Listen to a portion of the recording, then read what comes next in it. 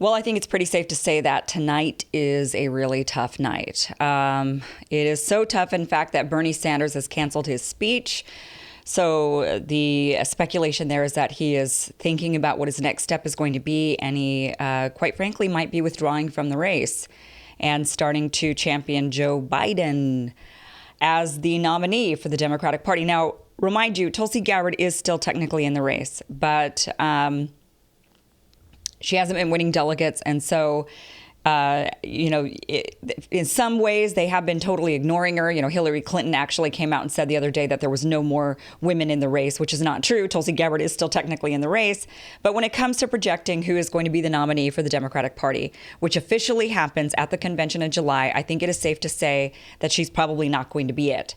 So if Bernie Sanders concedes and says, I'm just handing it over to Joe, then I think we can all safely say Joe Biden is the nominee for the Democratic Party.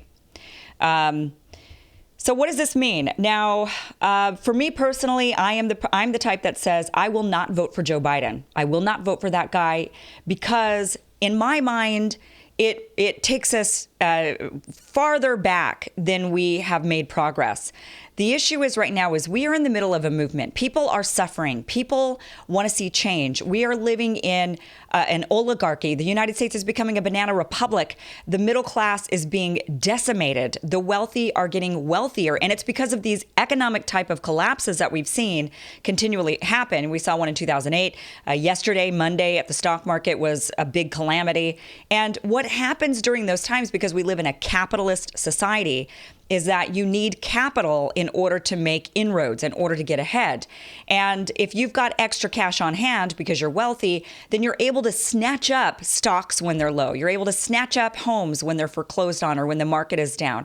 You're able to get your hands on the investments that are necessary with the capital that you have in order to get yourself ahead. Meanwhile, when you're able to snatch up stocks for really cheap, when you're able to snatch up homes for really cheap, that means somebody else suffered.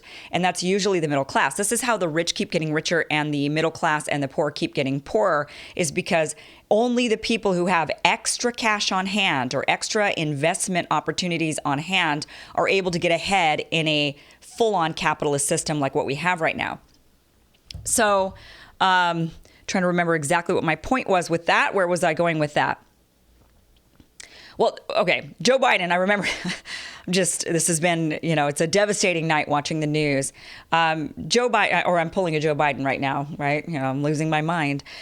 Sorry, that was a horrible joke. That is not nice. It is not nice to make fun of somebody for having cognitive decline, because it unfortunately will happen to many of us. It's happening to many of our loved ones. And it is not something to joke around about, but it's also not something we should be electing into the highest office of the land.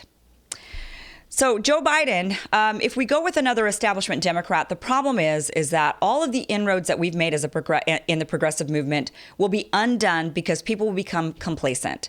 They will sit there and they will say, we beat the big orange monster, and now that we defeated him, we can all rest easy. And people stop and they don't realize that their lives are being decimated by the oligarchy, by the banana republic that has been instilled into the government by both parties, Republican and Democrat. All of them are in on this. They're all in on this corporate corruption. In fact, Joe Biden, so let's just take a look. This was a leaked list that came from Axios. They were saying that there was some insiders that claimed who Joe Biden is speculating to be placing into his cabinet.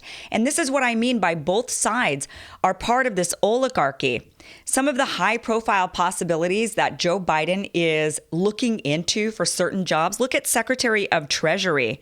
He's actually thinking of putting Chairman and CEO of J.P. Morgan Chase, Jamie Dimon, as the head of the Treasury. The banks, the guy who was running off with American Homes after he got a bailout. So Chase gets a huge bailout, and after they get a giant bailout, which they're supposed to take that money and lend it back to the American people to stimulate the economy, what did they do? They tightened up. They said, no, not only are we going to take the bailout money, but we're also going to take their homes, and we're going to resell the homes, and we're going to rip them away from the American people, and we're not going to be lending the money back to the American people because, we made the mistake there. We don't want to re-lend to them. Look what they did to us, even though they were the ones who did it to them. That is who he's thinking about, the head of the Treasury. He's thinking about Bloomberg to head the World Bank. Yeah, billionaires. Let's put billionaires in charge because they don't have enough money. So let's go ahead and have them rig it for their buddies. This is the crony capitalism that we are dealing with in our system, and it is on both sides. Both sides go and take Goldman Sachs executives and Chase Bank executives and billionaires, and they grease their cabinets with those people. This is why Donald Trump ran on a message of drain the swamp, and it was so popular for his base, because people on both sides of the aisle are absolutely fed up with the swampy behavior of Washington, with the crony corruption capitalism that's going on. And Joe Biden is no different. So, by the way, some other people that he's floating for his cabinet, Susan Rice, one of the biggest warmongers, she actually believes in preemptive war. She believes that you got to go to war first in order to defeat your enemies, people that she lists as enemies. He's thinking of her for the option for Secretary of State. I mean, this is what we're dealing with. This is stepping backwards is what this is. So no, I will not vote for Joe Biden, when what this will do is everybody who, the majority of voters, they are just living their lives. They're not like you and me. They're not hyper political. They're not paying attention at every turn. They're living their lives. They turn on the news. They're exhausted by the news. The news is just bad news all the time.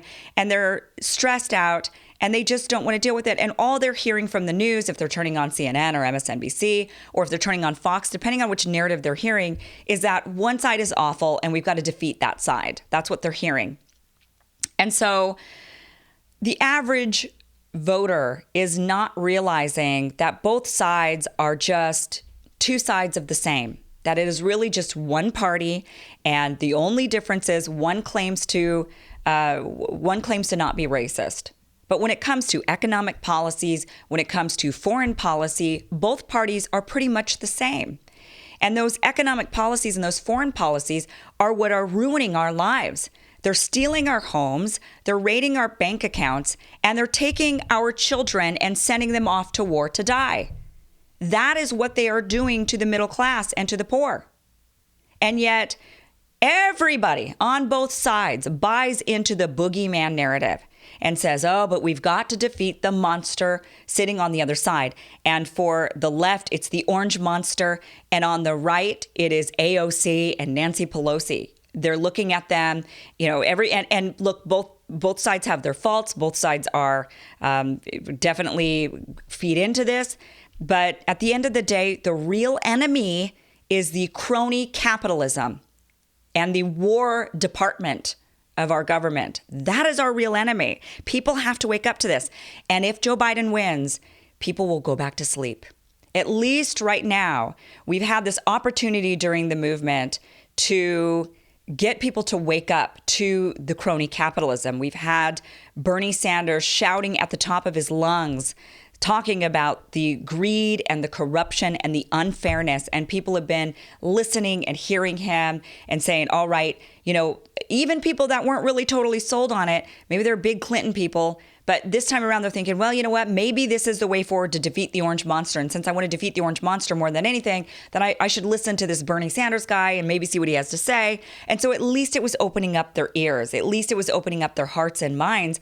If the Democrats win with Joe Biden, then they will go back to sleep and they will say, see, we told you so. Your little movement was a failure, and we're not going back to that. We need to stay in this moderate right lane. What is going on right now is that the Democratic establishment's strategy is to become the Republican Party of Mitt Romney, John McCain, and George W. Bush. That is their strategy at the moment. They're thinking that the way forward is to gain those soccer moms in the middle of America who are typically Republican, but they're just so disgusted by Donald Trump and what he's doing that they instead could vote for Democrats if Democrats build the right type of coalition. And the coalition that the Democratic Party has shown us that they want to build is one that is center-right. It is the old Republican Party, not the new Republican Party of Donald Trump, not the populist Republican Party, but the old Republican Party. That is what they're showing us that they want to build. So reports are, by the way, that Joe Biden might, for VP, now some of the insiders are saying you should pick Elizabeth Warren as VP. I'm going to tell you the only way to gain progressive votes with Joe Biden as a nominee. I'm going to get to that here. I know that's the title of this thing. But some of them are saying that they are thinking about, they're trying to get him to put Warren in, but it sounds like Amy Klobuchar might have been offered the gig. Watch this video. I could not think of a better way to end my candidacy, as hard as that was to do with our beloved staff and everyone else, than to join the Joe Biden. Kidding. Yeah, she's just kidding. I'm just kidding.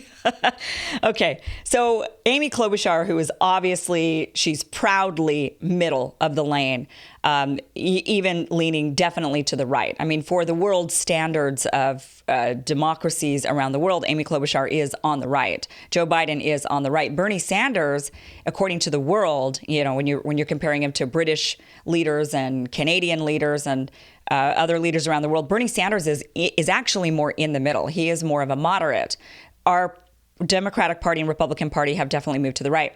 So he's thinking about floating Amy Klobuchar, or there have even been reports that Joe Biden might be putting in a Republican as a vice president running mate. So that just goes to show the coalition that they would want to build is one that is more center right. They're trying to get those soccer moms who are never Trumpers. They're trying to gain the never Trumper vote. That is the Mitt Romney, John McCain, and George W. Bush Republican Party. So that's where we're at, guys. That's where we're at.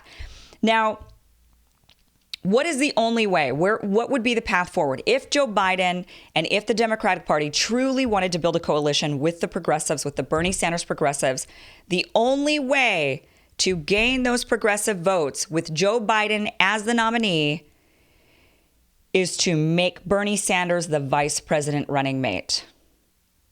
That is your only option at possibly gaining people like me, or obviously Tulsi Gabbard. I mean, if I woke up and suddenly I'm living in an alternative universe where the Democratic Party decides to embrace Tulsi Gabbard, and they said, you know what, the person we want to put forward would be Tulsi Gabbard. Now, that would be a really smart move on Joe Biden's part, because he would get the progressive vote, the Bernie Sanders progressives, who also tend to really love Tulsi Gabbard, but he'd also get those Republicans who are more libertarian leaning, who do not like Donald Trump. They might want to go and support a Joe Biden, Tulsi Gabbard ticket as well. But these are his only options. He's got to stick a progressive, a firm one, not an Elizabeth Warren. He needs Bernie Sanders as his running mate. Ultimately, that's the guy that he would have to have as on the ticket as the running mate. If he did that, I think there's a possibility that Joe Biden, even with his horrible record, even with everything in the past, now he'd have to build a different cabinet. I don't think Bernie Sanders could stand there and be on the ticket. Part of the negotiation that Bernie Sanders would have, and this would be very important, and I think this could work. I think it could work for the progressive movement in a way. I think it could work for Joe Biden, and it might actually even defeat Donald Trump, maybe, is if Bernie Sanders uses his leverage and all of us voters that are sitting there saying, I will not support an establishment Democrat. I will not do it because this will set the progressive movement back. It's if Bernie Sanders if Joe Biden is able to do what Hillary Clinton was unwilling to do, and that is truly open up the doors to the left wing of the party, not go after those Trumper soccer moms, but go to the left wing of the party and say, listen, we want you. We are embracing you. We are Democrats. We want to get together. And if Bernie Sanders uses that opportunity and says, all right, Joe, listen, if you want me in and if you want me to campaign for you, then I'm on that ticket. And not only am I on that ticket, but you're adopting some of my policies. And that's the way forward. You're going to change your, dropping this whole Obamacare improved. You're going to make it Medicare for all. Now, maybe Joe Biden would want to negotiate and inch his way into Medicare for all, kind of adopting the Elizabeth Warren plan. Maybe that's something you would want to do. But I think Bernie Sanders could say, here's my deal. You've got to make Elizabeth Warren the Treasury Secretary, or, you've got to make Andrew Yang. You got to stick him in the administration somewhere in charge, maybe a new technology department, which we desperately need, something that's over kind of the big tech companies. If he says you've got to put in these people, somebody who's not a warmonger like Susan Rice into the Secretary of State, but somebody like Tulsi Gabbard, who is not the warmonger, I think Bernie Sanders has some leverage here, and Bernie Sanders could use that in order to build a true coalition that might actually work in gaining progressive votes with Joe Biden as the nominee. Now, I will address in another segment here Dem exit and how to successfully build a third party. There is a way to do it, and there's a wrong way to do it. And I know many people are going to start calling for that. So I will talk about historically what has happened with third parties and the path forward to potentially, if that's the direction to go in. Instead, if Joe Biden says, you know what, no, I'm going to pick a Republican running mate, and Amy Klobuchar and Jamie Dimon's going to be the Treasury Secretary, Susan Rice is going to be the warmonger, head of the Secretary of State, and we're going to find a bunch of warmongers to lead up the War Department.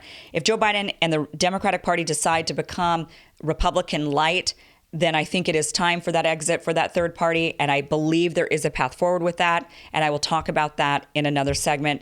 Thank you so much for joining me. Love to hear your thoughts. Comment down below. It's an emotional night right now. Comment